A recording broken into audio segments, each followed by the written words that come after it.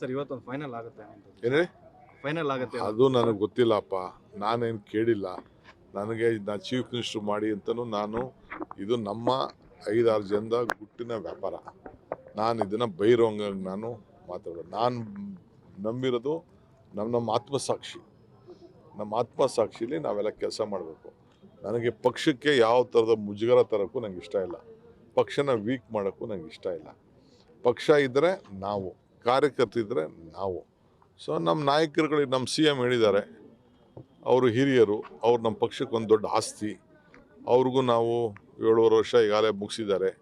ಇನ್ನು next budget ಮಂಡಿಸ್ತೀನಿ ಅಂತ ಹೇಳ್ತಾರೆ. ಭಾಳ ಸಂತೋಷ. ಅಪೋಸಿಷನ್ ಲೀಡರ್ ಆಗಿದ್ದಾರೆ, ಅವರು ದುಡಿದಿದ್ದಾರೆ, ಅವರು ಪಕ್ಷ ಕಟ್ಟಿದ್ದಾರೆ.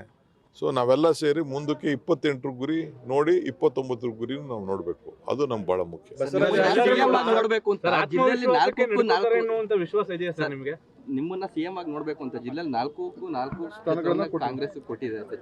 ನಾನು ಯಾರನ್ನೂ ಕೇಳಿಲ್ಲಪ್ಪ, ನಾನು ಕೇಳಿಲ್ಲ. ನಾನು ಎಲೆಕ್ಷನ್ ಟೈಮಲ್ಲಿ ಮಹದೇವಪ್ಪನ ಕ್ಷೇತ್ರಕ್ಕೆ ಹೋಗ್ಬಿಟ್ಟು ಕೇಳಿದ್ದೀನಿ. ನಾನು ನನ್ನ ಮಕ್ಕ ನೋಡ್ರಿ ಅಂತಲೂ ನಾನು ಕೇಳಿದ್ದೀನಿ, ಎಲ್ಲರನ್ನೂ ಕೇಳಿದ್ದೀನಿ, ಮಂಡ್ಯ ಕೇಳಿದ್ದೀನಿ, ಎಲ್ಲ ಕೇಳಿದ್ದೀನಿ. ನಾನು ಇಲ್ಲ ಅಂತ ನಾನು ಹೇಳೋದಿಲ್ಲ.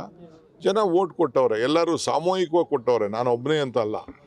ಎಲ್ಲ 100-224 ಜನದ ಕ್ಷೇತ್ರದಲ್ಲೂ ಕೂಡ ಕಾರ್ಯಕರ್ತರು, ನಮ್ಕಿನ್ನ ಕಾರ್ಯಕರ್ತರು ಪ್ರಾಣ ಕೊಟ್ಟು ಈ ಸರ್ಕಾರ ತಂದಿರೋರು ಕಾರ್ಯಕರ್ತರು.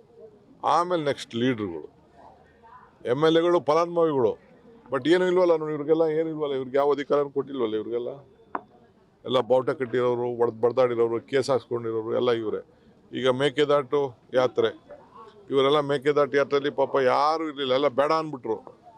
ನಡೀತೀನಂತ ನಾನೇ ತೀರ್ಮಾನ ಮಾಡಿದೆ, ನಾನು ಸಿದ್ದರಾಮಯ್ಯ ಇಬ್ಬರು ತೀರ್ಮಾನ ಮಾಡಿದೆ.